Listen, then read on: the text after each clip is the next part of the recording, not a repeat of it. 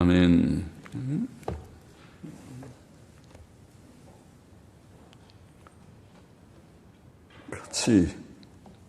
같이 기도하고 말씀 생각하십시다. 하나님 아버지, 주일 오후 예배 시간 저희들이 또 하나님의 말씀 앞에 앉았사오니 신약 성경 맨 마지막 책 요한계시록을 읽기 시작한 후에 이제 마지막 장 22장 마지막 부분에 도달하였사오니 하나님께서 이 시간도 미천하고 무익한 종에게 은혜를 주셔서 하나님의 말씀, 성경 말씀, 사도 요한을 통하여 주신 계시의 말씀, 책의 말씀을 몇 마디 해석하며 바르게 해석하며 또 거기에 담긴 하나님의 진리와 교훈을 나눌 수 있게 하여 주시기를 원하옵고 감사하며 종은 미련하고 무지하고 무능한 자이지만은 하나님께서 지혜를 주시고 힘을 주셔서 말씀을 전하게도 하시고 또 나누게도 하시고 말씀이 유익이 되게 하여 주시기를 원하옵고 말씀을 사모하는 자마다 간절히 사모하여 말씀을 귀담아 듣기를 원하는 자들마다 말씀을 깨닫게 하시고 깨닫고 믿고 마음에 새겨서 말씀대로 소망하며 실천하며 또 복을 얻게 하여 주옵소서. 예수님의 이름으로 기도하옵나이다. 아멘. 아멘. 요한계시록 22장 16절부터 마지막 절에 도착했습니다. 주 예수여 오시옵소서. 주 예수여 오시옵소서. 요한계시록은 그렇게 끝납니다. 성경이 그렇게 끝납니다. 신약 성경이 그렇게 끝나고 또 성경 전체가 그렇게 예수님의 재림의 대망으로 끝나고 있습니다. 과연 우리의 소망은 거기에 있습니다. 큰 소망입니다. 주 예수여 오시옵소서. 16절부터 좀 차근히 읽어보십시다. 나 예수는 교회들을 위하여 내 사자를 보내어 이것들을 너희에게 증거하게 하였노라. 나는 다윗의 뿌리요 자손이니 곧 광명한 새벽별이라 하시더라. 나 예수는 교회들을 위하여 내 사자를 보내어 이것들을 너희에게 증거하게 하였노라. 요한계시록이라는 이 책은 예수 그리스도의 계시라. 1장 1절에 그렇게 시작했죠. 예수 그리스도의 계시라. 예수 그리스도께서 교회들을 위하여, 나 예수는 교회들을 위하여 내 사자를 보내어 그의 천사를 요한계시록을 계시하게 하는 천사를 보내어 사도 요한에게 내 사자를 보내어 이것들을 너희에게 증거하게 하였노라. 천사를 사도 요한에게 보내어 그로 하여금 우리에게 증거하고 기록하게 하신 책입니다. 그죠? 요한계시록이 어떤 책인지 1장에도 나와 있지만은 예수 그리스도의 계시라. 사도 요한이 반모섬에 있을 때에 예수 그리스도께서 천사를 보내어서 그 모든 계시록에 있는 내용들을 보게 하셨다. 그래서 계시록에는 내가 보니 카이에이돈 헬라말로 카이 그리고 에이돈 내가 보았다 그런 말이 많이 나오죠. 몇 번이나 나왔던가요? 내가 보니 이제 그 말이 어디 내가 기록해 놓은 게 있는지 32번이나 아니 카이에이돈이라는 말은 또 내가 보니 32번 그냥 에이돈이라고 하는 단어는 57회 그렇게 나왔습니다. 많이 나오네. 보았다. 에이돈은 그냥 보았다. 카이에이돈은 그리고 내가 보았다. 또 내가 보았다. 그 많은 환상들을 많이 본 내용들이 여기에 요한계시록이라는 책에 기록되었습니다. 그러므로 요한계시록의 저자는 누군가 하면 물론 사도 요한이 썼지만은 실제적인 저자, 참 저자는 예수님입니다. 예수 그리스도께서 사도 요한을 통해서 천사들을 통해서 천사를 통해서 본 내용들을 사도 요한이 증거하게 하고 기록하게 한 책이다. 여기 예수님은 나는 다윗의 뿌리요 자손이니 다윗의 뿌리요 자손이니 곧 광명한 새벽별이라. 다윗의 뿌리라는 말이 의미심장하죠. 뿌리가 뭡니까? 뿌리는 가지나 열매하고는 다르죠. 뿌리는 그야말로 뿌리죠. 뿌리에서 거기서 싹이 나가지고 그것이 가지가 되고 그 열매를 맺고 하는 것이죠. 그러니까 다윗의 자손이란 말은 뿌리에서 자라서 거기서 열매가 맺은 것이 자손이죠. 자손. 다윗의 뿌리 하나면 다윗의 근본이란 근본이라. 뿌리라는 말은 그것은 예수님의 신성을 가리키는 표현, 명칭이라고 보입니다. 나는 다윗의 뿌리라. 예수님은 누구신가? 예수님은 하나님의 아들이시다. 하나님이시다. 하나님은 누구신가? 하나님은 우리 모든 피조세계, 창조된 세계의 뿌리다. 뿌리죠. 근원이라는 말이죠. 헬라 철학자들이 말하는 이 모든 존재의 세계의 근원이 뭐냐? 그들은 알케, 그래서 알케, 기원, 근원이라는 말인데, 오리진. 근원이 뭐냐? 그거를 연구해서 헬라 철학을 공부하면 철학사에 제일 먼저 나오는 것이 모든 이 우주의 근원이 뭐냐 하는 것을 그들이 연구했다. 어떤 일은 물이라고 했다. 타르레스는 물이라고 했다. 어떤 헤라클레이토스는 불이라고 했다.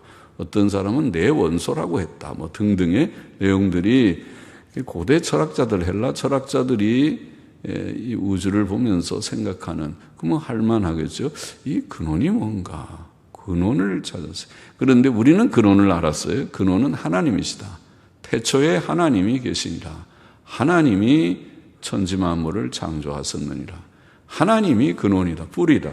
그러면 나는 다윗의 뿌리라는 말은 하나님이시라는 말과 같습니다. 골로새서 1장 16절에 보면 만물이 그에게 창조되되, 우리말은 조금 정확지 않게 그에게라는 말은 그에 의해 그렇게 번역해야 되겠습니다. 만물이 그에 의해 창조되되 하늘과 땅에서 보이는 것들과 보이지 않는 것들과 혹은 보좌들이나 주관들이나 정사들이나 권세들이나 만물이 다 그로 말미암고 그를 위하여 창조되었고, 그러니까 보이는 것이나 보이지 않는 세계, 이 모든 만물이 그에 의해 혹은 또 그로 말미암아 그를 위하여 창조되었다. 와, 하나님은 모든 만물의 근원이고 만물의 목적이다.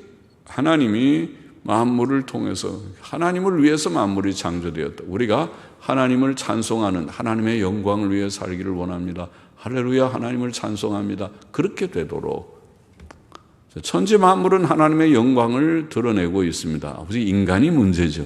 인간이 전부 자기 잘난 척하고 자기 잘났다고 자기만 알고 자기가 별것도 아닌데 어디서 와서 왜 살고 어디로 가는지도 모르고 조그만 코로나 바이러스 눈에 보이지도 않는 세포도 아닌 정상세포도 아닌 세포의 한 조각인 RNA라고 하는 보이지도 않는 조그만 조각 하나, 그 자체로는 살지 못하고 다른 세포에 기생해서 붙어야 거기서 살고 활동할 수 있는 그 하나 가지고 3,500만, 3,600만이 확정되고 100만 명 이상이 지금 죽고 나라가 온 세계가 야단이 나고, 우리도 교회가 정상 예배를 못 드리게 300좌석 이상 되는 데는 50명까지만 모이게 하고 어떤 그런 얘기들 요새 하고 있는데, 아마 역사에 우리 기독교 100년이 넘는 역사에 처음 있는 일일 것입니다.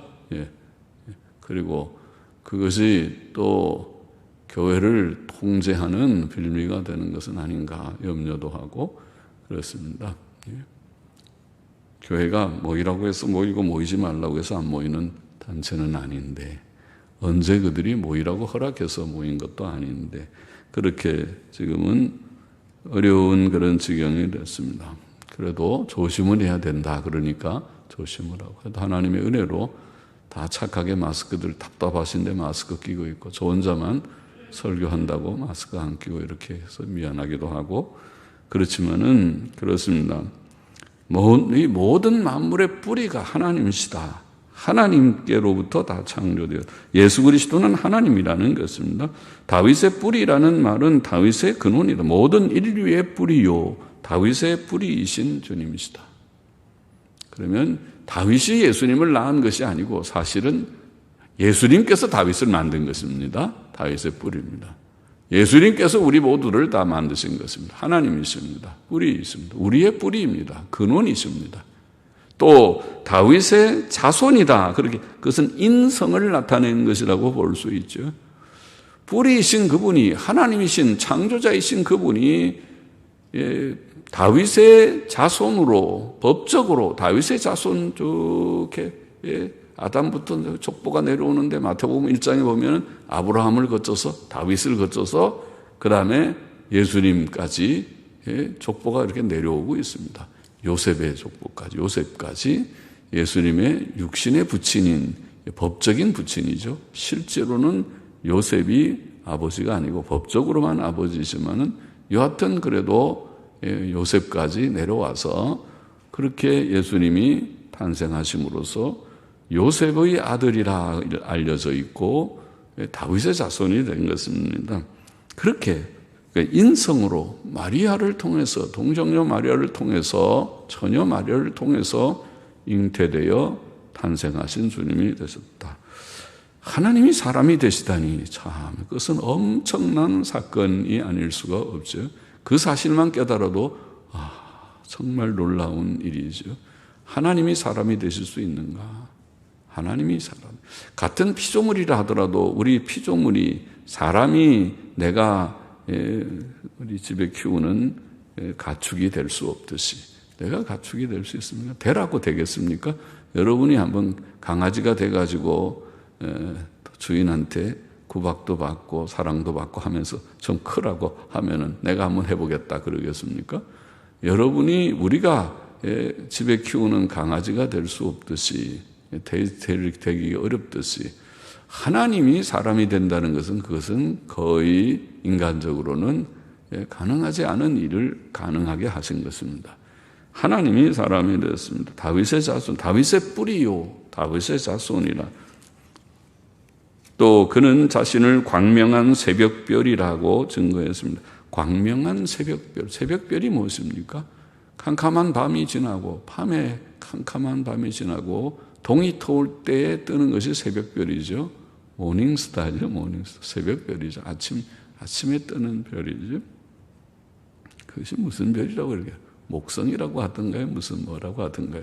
금성이라고 하던가 무슨 별인지 그 새벽별이 뜨지 않습니까? 그와 같이 주님께서는 이 죄악의 깊은 밤에 밤이라고 볼 수 있어요. 영적으로 말하면 이 세상은 아담 이후로 아담의 범죄 이후로 죄악의 깊은 밤에 살고 있는 밤 가운데 있는 세상이 이 세상을 밝힐 빛이 없는 이 세상이지만은 구주가 오셨다는 구주는 빛으로 참 빛으로 오셨다. 요한복음 1장에 참 그게 새벽별입니다. 모닝스타입니다. 새벽에 새벽 일찍이 뜨는 별과 같이 주님이 어두움을 밝히고 구원한다는 것이죠. 구주라는 말씀이죠. 새벽별이라는 말은 이 죄악된 세상을 밝히는 자라 구주라는 말씀이죠. 그것이 구원운동이고 천국의 새 시대, 신약시대를 여는 교회, 신약교회를 여는 그런 일입니다. 주님은 그 일을 하십니다. 우리가 그 빛을 받았습니까? 그 빛을 받아서 예수님 믿고 구원받은 자는 그 빛 가운데로 온 것입니다. 우리는 과거에 죄 가운데 방황하며 살았던 자였지만은 예수님을 알고 예수님 믿고 이것이 빛이로구나. 하나님이 계시구나. 하나님의 세계가 이것이구나. 좋은 세계로구나. 소망이 있는 거로구나. 다른 것은 다 허무한 것이로구나. 허무하고 멸망의 것이로구나. 그러나 하나님 안에는 참된 평안이 있고 소망이 있고 생명이 있는 것이로구나. 깨달았어요? 유일하신 하나님과 그의 보내신 자 예수 그리스도를 아는 것이 영생이다. 요한복음 17장 3절의 말씀대로 그렇게 우리가 깨달았습니다. 17절 보십시다. 성령과 신부가 말씀하시기를 오라 하시는도다. 성령과 신부는 누군가요? 신부는 교회라고 그랬습니다. 예수님 믿는 사람들이 신부인데, 그렇죠? 우리가 예수님은 신랑이라고 표현하고 우리는 신부라 그렇게 영적으로 표현하는 것입니다. 그리고 성령께서는 우리 가운데 계시고 거하시는 분이시니까 성령과 신부는 사실은 교회입니다. 성도들의 모임인 교회와 그 가운데 거하시는 성령을 가리킨다고 보입니다. 성령과 신부가 말씀하시기를 오라 하시는도다. 무슨 말입니까? 오라. 많은 주석가들이 이해하는 대로 앞뒤 문맥을 볼 때 앞에서 7절이나 12절에 이미 보라 내가 속히 오리라. 7절에 12절에도 보라 내가 속히 오리니, 내가 오리라. 예수님께서 내가 오리라. 내가 속히 오리라. 내가 속히 오리라. 그렇게 말씀하시는 예수님의 음성에 대해서 대답하는 것이죠. 주님이 보라 내가 속히 오리라 하니까 성령과 신부가 대답하기를 오라. 예수님한테 오라 그러면 좀 버릇없는 거죠. 우리가 동양식으로는, 서양식으로는 그냥 come 하면 아빠한테도 come. come here, 일로 오세요. 오세요. come here, 일로 와라. 그렇게 아빠한테도 come here 해도 괜찮죠. 좀 곱게 하려면 come here, please come here. 와 주시겠어요? 그러면 좀 고운 말이고, would you come here? 오시겠습니까? 그러면 고운 말이지만은, 그런 말도 있지만 그냥 come here 해도 괜찮지만, 우리는 아빠한테 일와 그렇게 하면 좀 버릇없는 아들이죠. 아빠 오세요 그래야 예쁜 말이죠. 그처럼 우리가 오라 하는 것보다 오소서 그렇게 번역하면 좋겠다고 보입니다. 오소서. 성령과 신부가, 우리가 교회가 예수님을 향해 예수님께서 내가 속히 오리라 하시거늘 오소서, 오시옵소서 응답하는 것입니다. 화답하는 것입니다. 그렇게 번역도 그렇게 하는 게 좋겠죠. 우리 동양적으로, 우리나라식으로 오시옵소서, 오소서. 듣는 자도 오라 할 것이요. 또 듣는 그것을 옆에 듣고 있는 모든 사람들도 마찬가지로 그냥 오라, 캄 그러는 것보다 오시옵소서, 오시옵소서. 그렇게 번역하면은 좋겠습니다. 화답한다는 말씀이죠. 자, 그러나 예수님을 우리가 대망하려면, 재림을 대망하려면, 오소서 하려면은 먼저 이게 보면 목마른 자는 올 것이요 또 원하는 자는 값없이 생명수를 받으라. 생명수가 뭡니까? 목마른 것은 무엇입니까? 목마른 것은 그냥 목마르면 물 마시면 되지만은 그런 물을 말하는 것이 아니고, 예수님이 요한복음 6장 수가성 여인에게 요한복음 4장에서 수가성의 여인에게 말한 것처럼 물길로 온 여인에게 내가 내게 물을 좀 주겠느냐. 그때 물이라는 말은 영적인 의미였습니다. 이 수가성 여인은 남편을 몇 명이나 새로 바꿨지만 이혼도 하고 재혼도 하고 한 것 같지 몇 번. 그래도 만족이 없는. 그래요. 인간에게는 만족이 없어요. 돈이면 만족이 있을까? 영화만 진탕 몇 편 보면은 만족이 있을까? 가서 저 경기장 가서 스포츠 관람을 아주 비싼 A석, 특석, S석인지 A석인지 비싼 거 들고 맨 앞에서 아주 흥미진진하게 스포츠 경기를 관람하면 만족이 있을까? 그때뿐이지. 그 다음에 나올 때는 또 좀 허전함이 여전히 찾아올 듯 합니다. 만족이 없는 인생에게 이것이 만족이 있을까? 실컷 놀아볼까? 실컷 즐겨볼까? 실컷 먹어볼까? 가서 쇼핑을 실컷 해볼까? 가서 하고 싶은 거 다 해볼까? 그래도 만족이 없는 인생. 인생의 만족은 그런 데 있는 것이 아니고 이 마음의 깊은 곳에, 마음 깊은 곳에서 만족이 있어야 되는데 그것은 하나님밖에 채울 수 없는, 하나님만 주실 수 있는 만족이니까 그것은 물이라고 표현했어요. 그것을 영생수라. 목마른 자도 올 것이요. 내가 가라다고 만족이 없다고 생각하는 자는 하나님께로 나오라. 예수께로 나오라는 것이죠. 원하는 자는 값없이 생명수를 받으라. 돈 받고 매돈 받고 비싼 생수 사 먹는 것이 아니고 예수님께 나오면 은혜로 값없이 주여 내가 죄인이 왔나이다. 내가 인생이 무엇인지, 내가 무엇인지 모르고, 내가 어디서 와서 왜 살고 어디로 가는지 나는 아무것도 모르나이다. 내가 여기 그저 던져져 있는 존재가 되었습니다. 내가 누구입니까? 내가 어찌하오리까? 어디로 가오리까? 인생이 무엇입니까? 하고 주님 앞에 목마르게 부르짖으니까 하나님께서 그냥 내가 일러주마. 너는 창조물이고 너는 하나님의 영광을 위해 여기 존재하고 내가 죽은 후에는 천국이 있다. 천국을 준비해야 되느니라 가르쳐 주셨잖아요. 그죠? 그래서 예수님을 통해서 우리가 참된 목마름을 해결하는 그것이 영생수입니다. 영생의 우리 생명수 그것을 값없이 주신다. 그러면 예수님의 재림을 대망하려면 예수님 먼저 믿고 구원받아서 영생을 얻어야죠. 예수님 믿고 구원받고 영생을 얻으면 그래야 목마르지 않는 그런 삶을 누리게 될 것이다. 요한복음 6장 35절 말씀대로 예수께서 가라사대 나를 믿는 자는 영원히 목마르지 아니하리라. 할렐루야죠. 저는 믿었습니까? 목마르지 않습니까? 아는 줄 믿습니다. 아는 줄 믿습니다. 인제는 내가 하리라. 저도 철학을 공부한다고 신학교 가려면 철학을 해야 된다고 그래가지고 뭣도 모르고 철학과 들어가서 4년 공부를 하면서 철학과 4년 공부해 보니까 아무것도 모르겠다는 것이 거기서 받은 결론이에요. 그러니까 철학은 그걸 사변 철학이라고 하는데 아까 말한 헬라 철학부터 시작해서 현대 철학에 오기까지 다 공부하고 나면은 결론은 아무것도 모르겠다는 거예요. 사변 철학이 많은 것들을 한다고 하지만 거기에 대한 결론이 없다. 결론이 없다는 것이 현대 철학의 실존주의에 가면은 모든 걸 잘 모른다. 그래서 실존이라는 말 자체는 그게 아주 비합리적인 말이에요. 전에는 존재를 연구했는데 존재의 세계의 근원이 뭐냐, 아까 알케가 뭐냐 그런 걸 연구했는데 거기에 대한 해답이 없으니까 그런 건 잘 모르겠다. 현존, 내가 여기 실존하고 있다는, 내가 여기 있다는 것에 의미를 두자. 그게 무슨 말이 되는 것입니까? 인간이 뭐냐, 존재의 근원이 뭐냐, 지식의 한계가 뭐냐 이런 거를 계속 전통적으로 연구하다가 잘 모르겠으니까 결론이 그런 거 다 필요 없고 내가 여기 존재한다는 것에 의미를 둔다. 그게 실존주의는 완전히 뒤집어진 비합리적인 그런 사상이라고 말하는 거죠. 내가 여기 있다는 게 의미가 있다니 내가 지금 누군지도 모르고 그냥 무조건 여기 있으면 의미가 있습니까? 그게 오늘날의 사고방식이에요. 실존주의자들의 생각이에요. 내가 무엇인지, 어디서 왔는지, 왜 사는지, 인간의 목적이 뭔지, 어디로 가는지 아무것도 몰라도 내가 여기에 존재한다는 것 자체에 의미를 두자.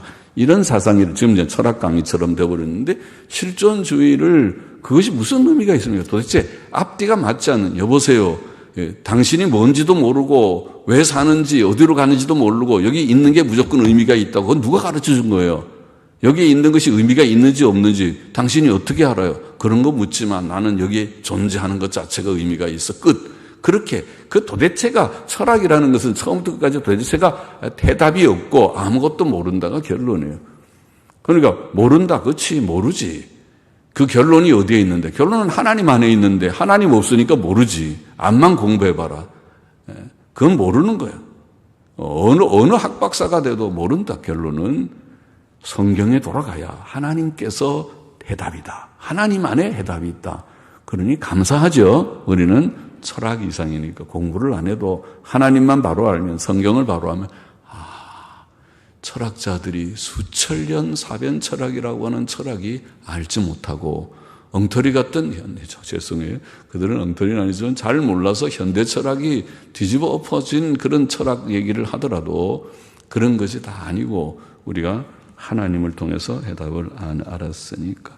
주님을 믿는 그 믿음이 우리에게 참된 목마름의 해결이. 18절 19절 보시죠. 내가 이 책의 예언의 말씀을 듣는 각인에게 증거하노니 만일 누구든지 이것들 외에 더하면 하나님이 이 책에 기록된 재앙들을 그에게 더하실 터이요 만일 누구든지 이 책의 예언의 말씀에서 제하여 버리면 하나님이 이 책에 기록된 생명나무와 및 거룩한 성에 참여함을 제하여 버리시리라.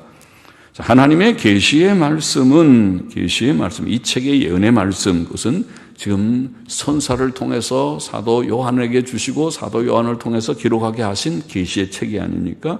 이 계시의 말씀, 하나님의 계시의 말씀은 빼지도 말고 더하지도 말아라. 더하지도 말고 빼지도 마라. 가감하지 말아라. 그 말이죠. 가감하면 내가 큰 벌을 내린다. 더하면 재앙을 더하고 빼면 천국 가는 걸 빼버리겠다. 아주 경고를 했어요. 그냥 그만둬. 가만 그대로도 빼지도 말고 더하지도 말라. 이렇게 엄하게 말씀을 하셨습니다. 이 가감하지 말라. 왜? 그것은 완전하니까. 하나님께서 주신 계시는 항상 완전한 것입니다. 계시는 불완전 계시가 아닙니다. 애매모호한 계시가 아닙니다. 완전한 계시를 우리에게 주시니까 가감하지 말아라 그것입니다. 이것은 모세의 율법 때부터 하나님이 주신 정신입니다. 진리입니다.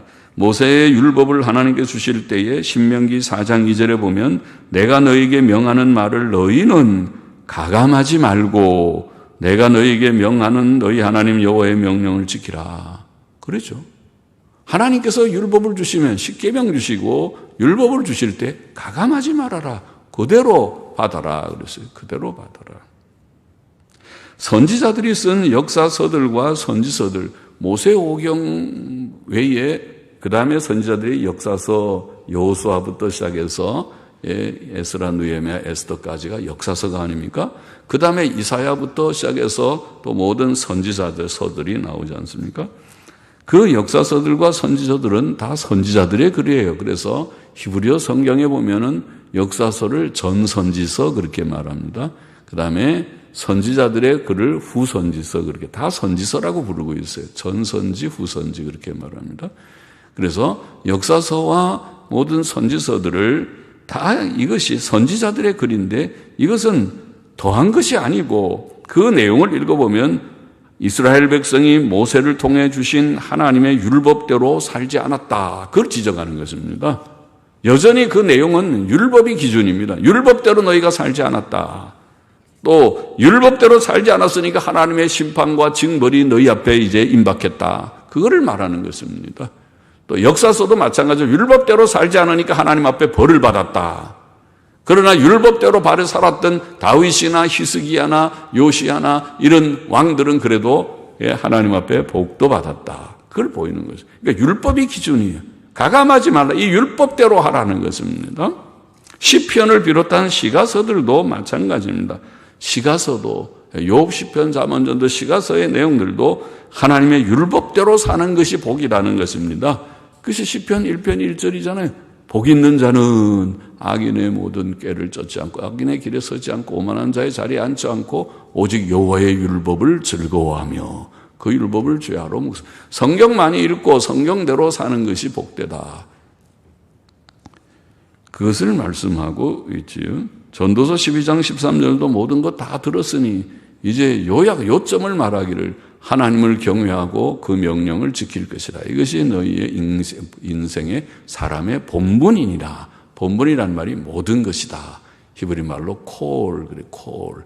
히브리 콜. 모든 것이다. 아니, 하나님 경외하고 말씀 지키는 것이 모든 것입니까? 내가 할 게 얼마나 많은데 10가지, 100가지가 있어도 사실 하나님 경외하지 않고 말씀 지키지 않으면 빵이 빵, 공이고 그 다음에 하나님 경외하고 명령을 지키면 사실은 100점이에요. 100점인데 그 다음에 다른 의무도 다 하는 것이 그 속에 다 명령 속에 들어있으니까 열심히 가정생활도 열심히 하고 직장생활도 열심히 하는 것입니다.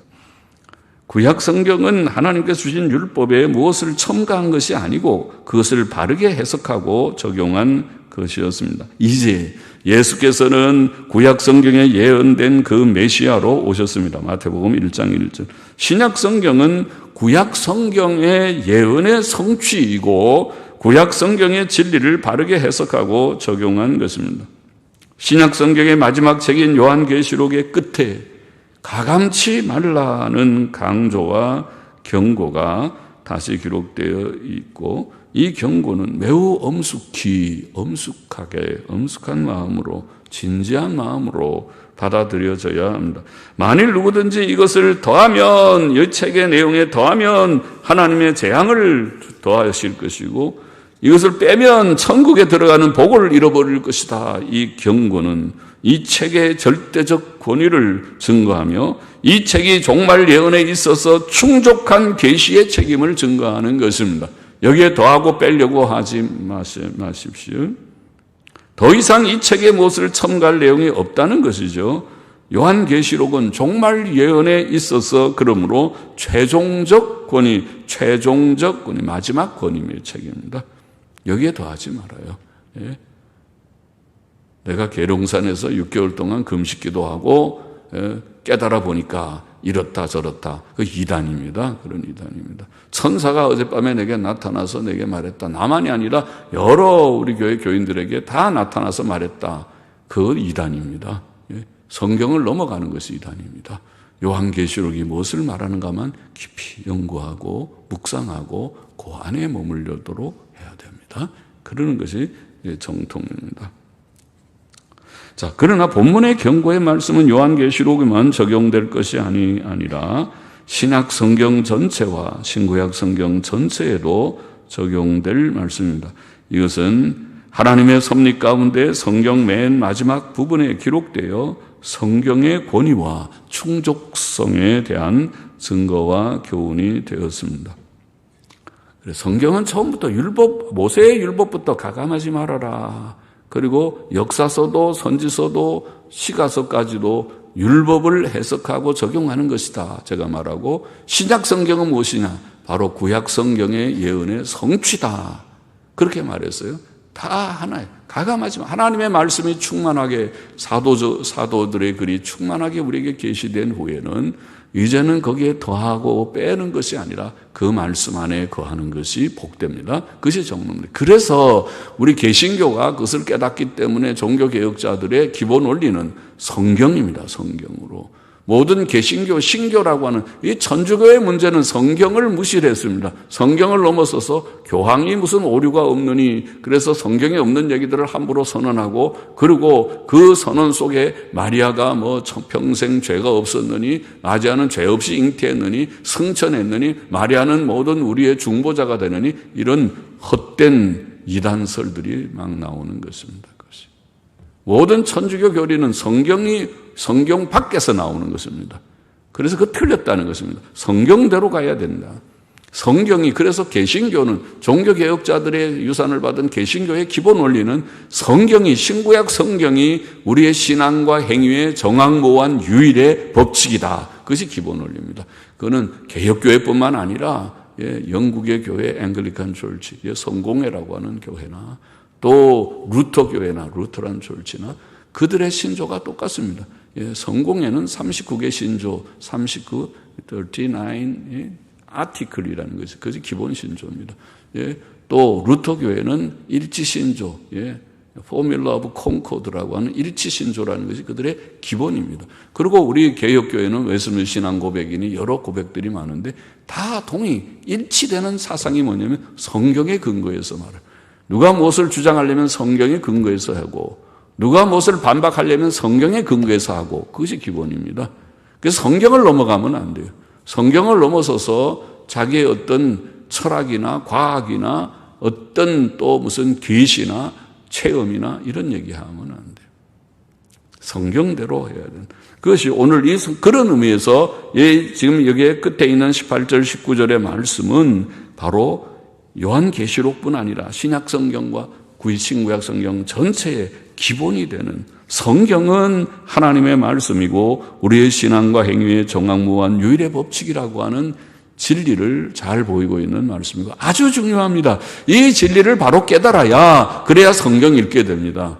사람들이 깨닫지 못하면 성경을 읽지 않습니다. 성경 읽지 않으면 자기만 손해져요. 성경대로 가야 된다는 것은 아주 중요한 것입니다.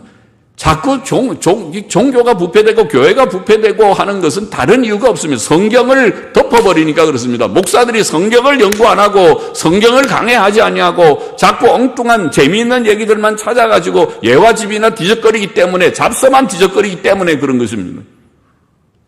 성경을 연구하고 성경으로 돌아가야 빛이 밝아집니다.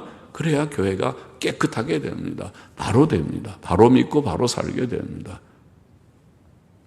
마지막 절을 보십시다. 이것들을 증거하시니가 가라사대 내가 진실로 속히 오리라 하시거늘 아멘 주 예수여 진실로 오시옵소서. 전통사본에는 진실로라는 말이 또 거기에도 나와 있어요. 주님께서 내가 진실로 속히 오리라. 진실로 헬라 말로는 나이, 그래, 나이. 어렵지만 않은 말이죠. 나이. 내가 진실로 나이에 속히 오리라. 아멘. 주 예수여, 나이 진실로 오시옵소서. 아멘도 진실로라는 뜻이긴 하지만은 또 나의 아멘이라는 말도 진실로라는 말이지만은 나이 진실로 오시옵소서. 주 예수의 은혜가 모든 자들에게 있을지어다. 아멘. 이렇게 되어 있습니다. 진실로 오시옵소서. 예수 그리스도의 재림의 확실함을 나타내는 표현이 아닐 수 없습니다. 요한계시록 1장 7절에서 이런 말씀이 있죠. 볼지어다 구름을 타고 오시리라. 각인의 눈이 그를 보겠고 그를 찌른 자들도 볼 터이요 땅에 있는 모든 족속이 그를 인하여 애곡하리니 그러하리라. 아멘. 그런 말씀이 있죠. 그러하리라 라고 번역한 그 말이 헬라어로 나이입니다. 나이, 진실로. 애곡하리니, 모든 땅에 있는 족속이 그를 보고 애곡하리니 진실하도다. 그 진실로, 나이. 그리고 아멘도 또 진실하다는 말입니다. 아멘, 아멘과 같은 것입니다. 예수님의 재림은 확실한 약속입니다. 재림의 확실함. 주께서는 속히 오리라고 약속하셨습니다. 이것은 거짓말이 아닙니다.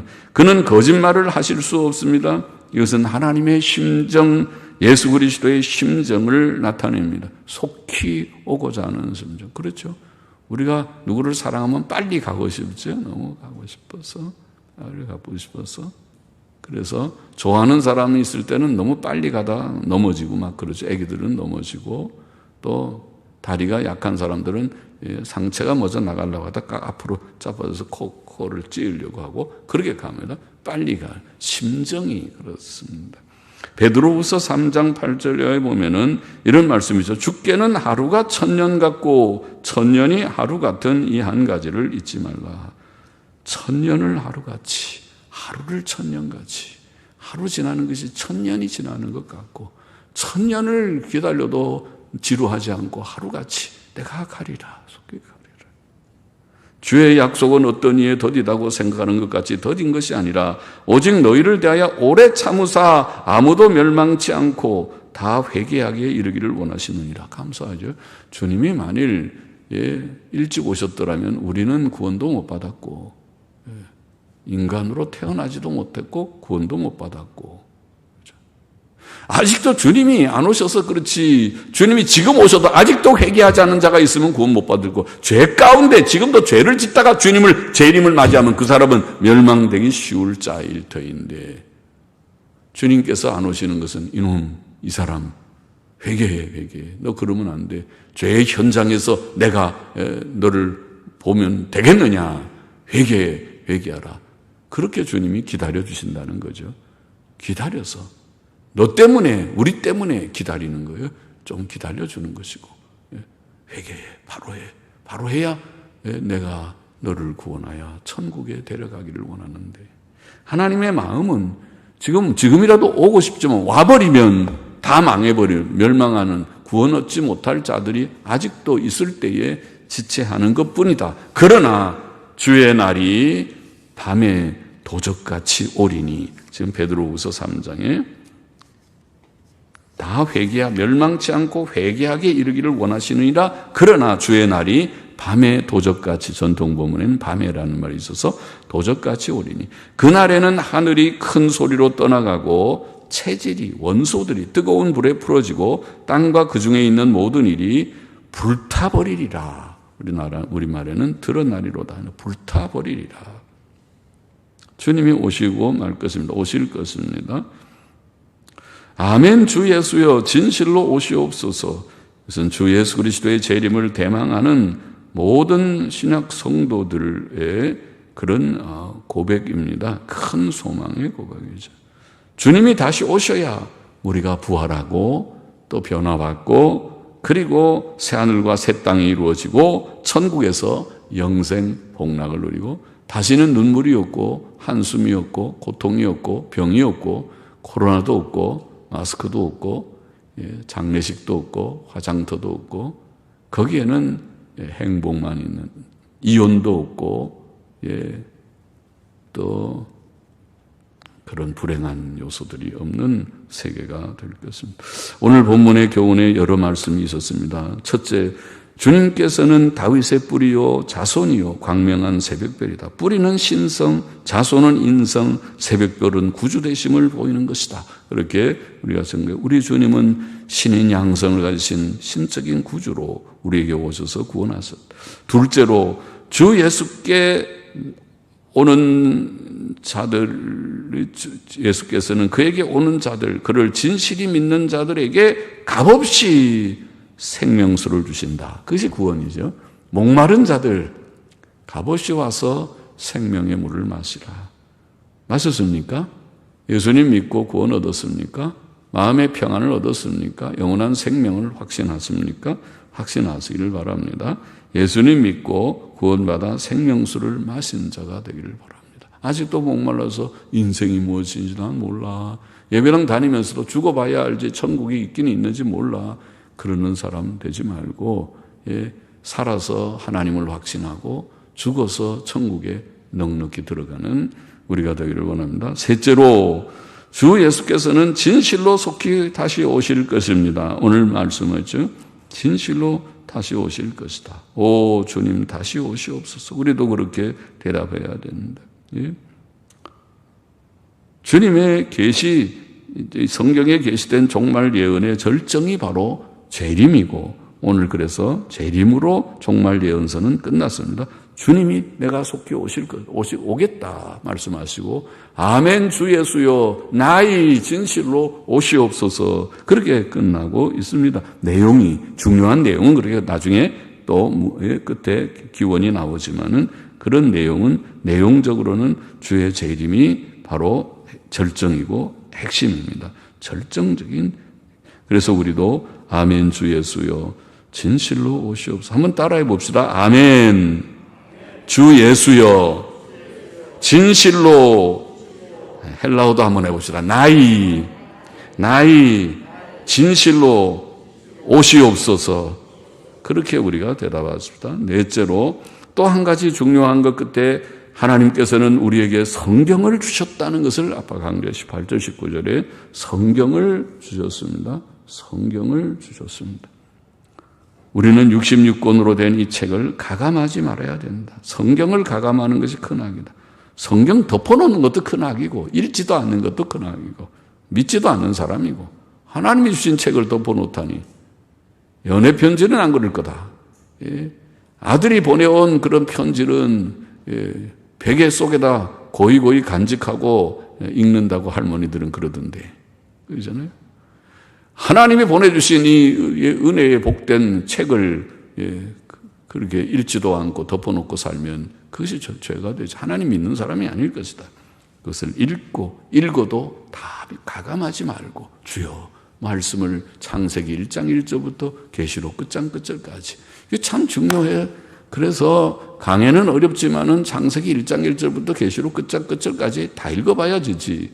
자기가 좋아하는 데면 여기 조금 저기 조금 하고 그러면 언제 성경 다 읽어보겠는가? 평생 가도 못 읽어보겠다. 그래가지고 성경이 무슨 내용이 있는지도 제대로 모르겠다. 성경에 무식한 사람들, 목사들이 돼가지고 성경을 읽지 않아가지고 나도 그런지 모르지만은 성경에 무식한 사람들이 무식한 목사들이 되어서 안 되듯이 성도들이 성경 말씀에 무지한 자들이 되어서는 안 되겠습니다. 성경은 우리의 믿음과 행위에 정확무한 유일의 규칙이다. 개인의 삶도 그렇고 교회와 목회도 마찬가지입니다. 우리 장로님들도 목회를 할 때 장로님은 다수결로 하는 게 아니고 당회는 다수결이 아니고 사실 다수결이지만은 교회도 다수결이지만은 그러나 당회는 하나님의 말씀대로 해야 되니까 장로님들이 성경에 정통하셔서 성경 진리대로 교회를 잘 이끌고 목사님을 또 협조하고 그래서 같이 교회가 하나님의 뜻대로 잘 나가도록 하는 것이 당회의 역할이고 교인들의 역할인 줄을 믿습니다. 성경대로 하는 것은 목회의 유일한 규칙이다. 교회의 규칙, 개인의 삶의 규칙이고 목회의 규칙이다. 오늘도 이 말씀을 나누었습니다. 여러분 가운데 아직도 예수님께 나와 영생의 물을 값없이 마셔야 되는데 마시지 않은 분이 있다면 오늘 이 시간에도 나와서 마실 수 있습니다.